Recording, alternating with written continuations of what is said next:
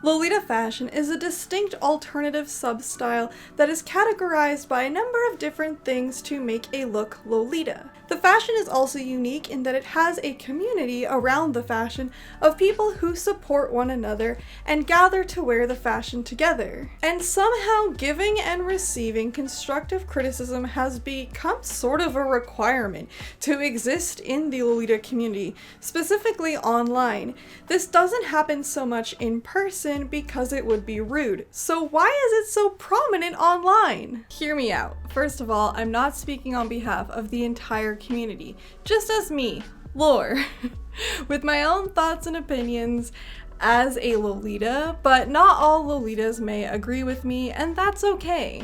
I'm also not saying that Concrete itself is always bad. It's not always bad, but it should always be consensual. If someone asks for advice and constructive criticism about their coordinate, please give it to them, help them. The point that I want to tackle today is that it shouldn't be a normalized expectation that you will always receive Concrete and you should always be open to Concrete, and that Concrete is such a big part of Lolita fashion. I also need to acknowledge what Concrete is, because a lot of online Lolitas will say they are giving constructive criticism when they are actually just giving criticism. Let's have an example of Concrete. Here's a post and the caption says, "Something feels off about this coordinate and I'm not totally happy with it. Does anyone have advice? Concrete welcome." A good commenter might say, "The socks and headpiece in this coordinate seem a little bit casual for the Hime style of the dress. I think they might work better with a more casual one piece or JSK. You might want to try a more elaborate headpiece like a bonnet or a ruffle headband, with tights that have a similar lacy texture to this dress, rather than the striped cotton." Totally appropriate and great Concrete. They address things you could change and also give examples of things to try. Now, here's a post that just says, "My coordinate for the Royal Princess Alice Tea Party." A bad commenter might say, "Those shoes aren't Lolita, and your hair is too messy." First of all, the poster didn't ask for Concrete. Secondly, this is not constructive. This is just criticism. You didn't offer any changes the poster could make. Also, the coordinate wasn't meant to be a perfect representation of Lolita. It is purposefully edgy and experimental. Lore asked viewers to submit things they had received that weren't actually Concrete. And there were a lot. All of these are not Concrete, not helpful, and most of the original posters didn't ask for any of this advice. When people post their outfit on the internet and they don't ask for Concrete, that is not a draft. That is a finished product. That's not something that someone's working on. It's an outfit that they've finished, they've put out there, it's done. You are not obligated by some omniscient Lolita presence to tell them that those shoes don't work with Lolita and you should wear tea parties instead, because maybe that person specifically chose those shoes and they didn't really care if their coordinate was Lolita enough. Here's the thing, you're not entitled to make anyone's Lolita coordinate better or more Lolita, and what you think is better or more Lolita might not match their personal style. And if you think of something that might help someone wear their Lolita piece more ways, you can always suggest it as a coordinate for the future without degrading their current coordinate. The reason that Concrete culture has become such a big part in the Lolita community online is this idea that Lolita fashion needs to be preserved. Which, okay, maybe I'm slightly more sensitive to, because it just takes me back to all those times when people would shout in my face that the sanctity of marriage needs to be preserved and gays shouldn't be able to marry because of that. And that's my own trauma that I've got to work out, but it just has the same energy. What feels homophobic even though it isn't homophobic? The way that Lolitas will often defend unsolicited Concrete. Lolita fashion has a series of rules, but who made these rules and who enforces them? Let's break down the idea of preserving Lolita fashion. I became interested in Lolita fashion back in 2006 when it looked something like this, and the ideal sweet Lolita would wear natural makeup and people were against wigs and it was really important to cover your knees for some reason. So many new motifs and styles have emerged since then, and why?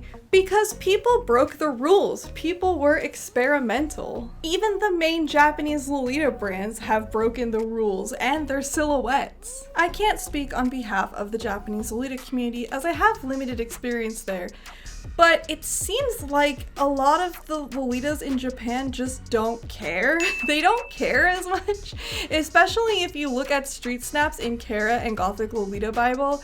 It seems like Lolitas in Japan are just finding more ways to wear Lolita daily, and sometimes that means sacrificing having it be such a perfect Lolita outfit. Maybe they're not going to wear a headpiece because it's going to get in the way while commuting, or maybe they're going to be wearing running shoes, or they're going to be carrying grocery bags, or have an incomplete coordinate, but they just want to wear the fashion, they want to wear their dresses, or they want to style it in different ways. I feel like if you took some of the street snaps from Kara and GLB and posted them on Ruffle Chat or Closet of Frills, they would be destroyed. I think that one of the concerns that Lolitas outside of Japan have with preserving the fashion is that the fashion itself isn't recognized in those places, and we daily deal with people who have no idea what we're wearing. So we want to present it and represent it perfectly all of the time. I think also a contributor is the fact that it's less popular in Japan, but that doesn't mean that it doesn't exist in Japan. When you wear Lolita fashion, you don't have to be a perfect representation of it all the time. That's not a sustainable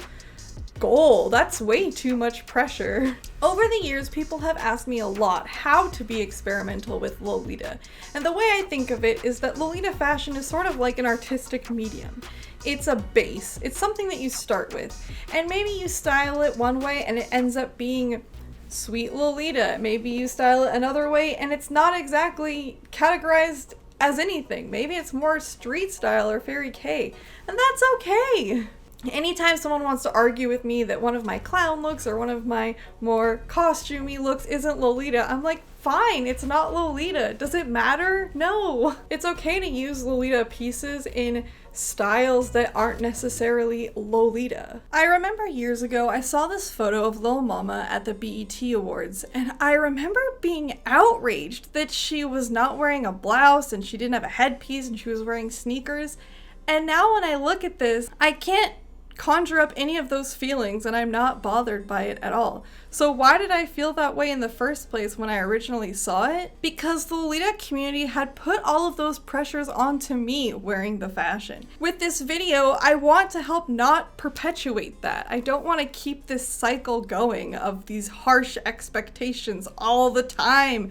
Everyone wearing any Lolita piece ever. Lil Mama isn't being a Lolita ambassador in this moment. She's not representing the entire fashion.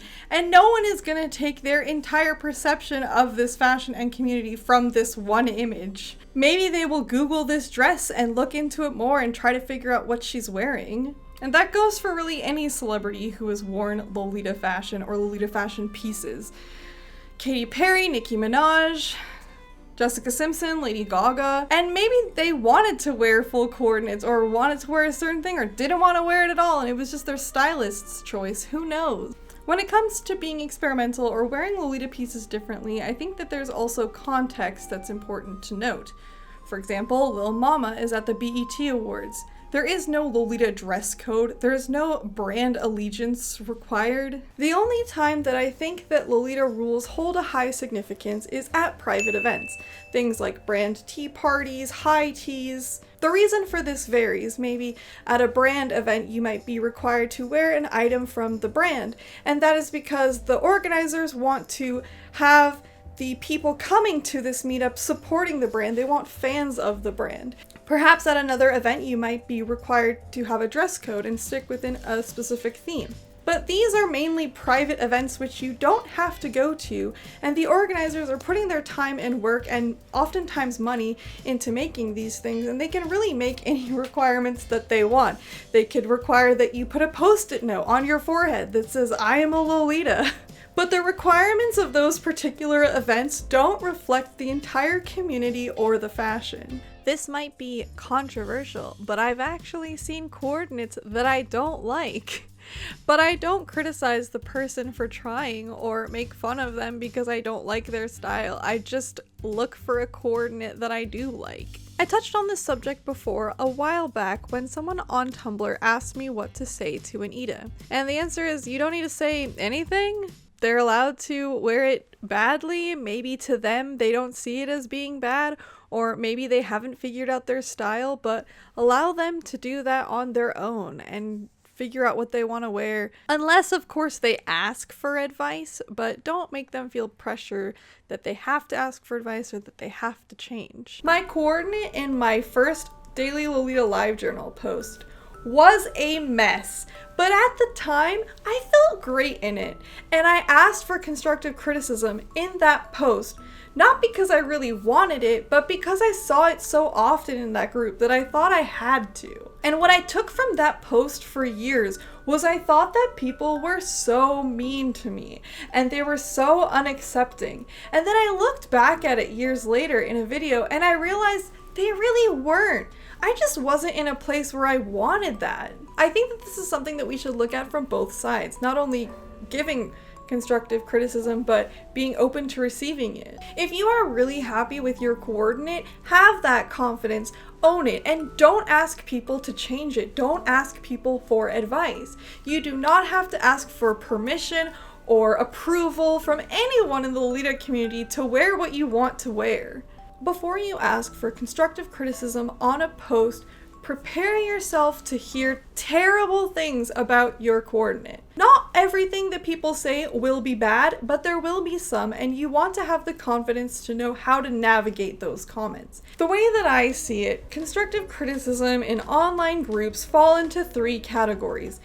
Hateful or harmful comments disguised as constructive criticism, irrelevant advice, and then actual helpful constructive criticism advice that will be good for you.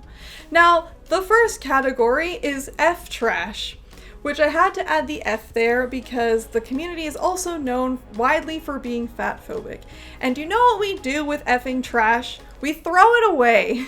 None of those comments matter. Now, people who leave irrelevant advice may be trying to actually help you, but they just don't really know your situation, your background, your style. If you come across an irrelevant comment, you shouldn't take it to heart because it can be really dangerous. Let's try an example.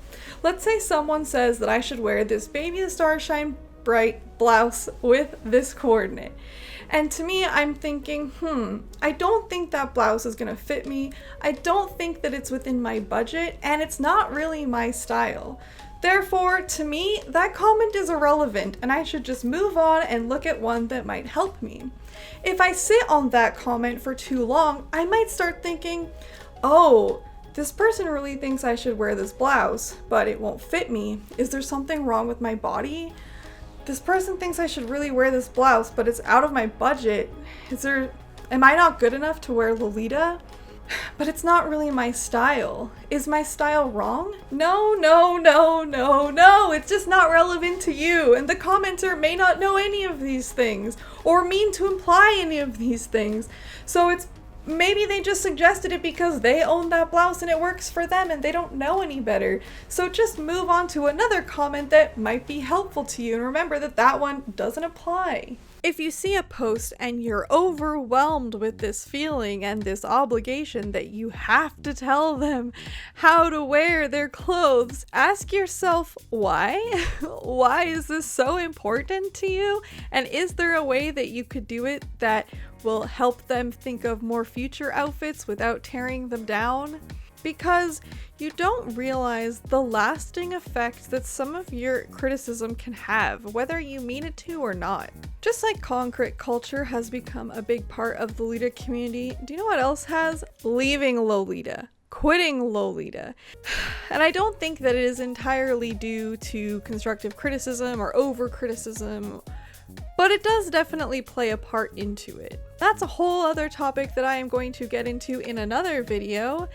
My next video, whenever I finish editing it, it'll be up, maybe a few weeks.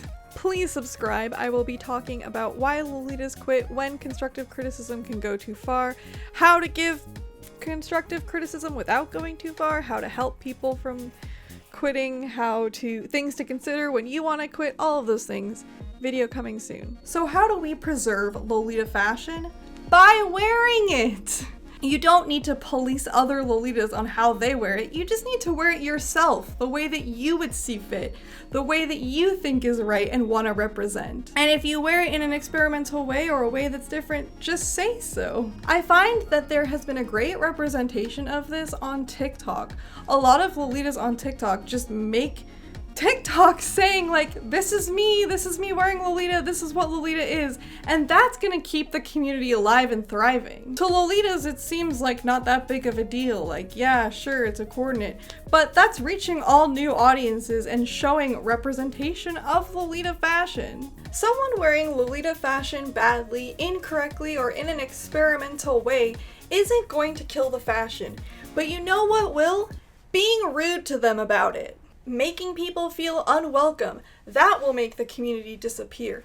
That will kill off the fashion. Of course, I'm not telling you to never give constructive criticism, but it shouldn't be expected or normalized. And if someone doesn't ask for constructive criticism and you give it to them, you should be held accountable for that.